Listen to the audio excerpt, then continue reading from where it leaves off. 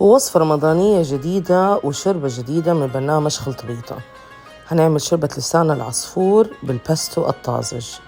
هحمر البصل شوية وأجيب كفتة الدجاج وأكورها كده كور صغيرة وحمرها مع البصل شوية ألين ما تستوي تقريبا نص سوا. هعمل الباستو. هجيب أنا حب في البرطمان عشان أحفظه في الثلاجة. هجيب الريحان والصنوبر والثوم وأطحنهم نص طحنة مع زيت الزيتون،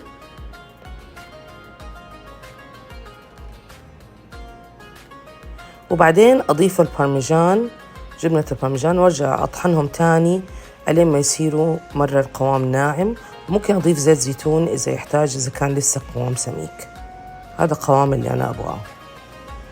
بعد ما تحمرت الكفتة معانا حضيف مرق الدجاج أو مرق اللحم أو مرق الخضار وأخليها تغلي شوية، وبعدين أضيف اللسان العصفور المكرونة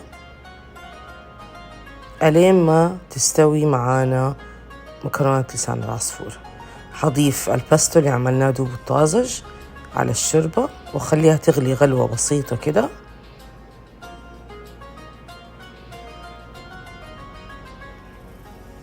ونقدمها ونرش عليها جبنة بارميجيانو، وبالهنا وبالعافية.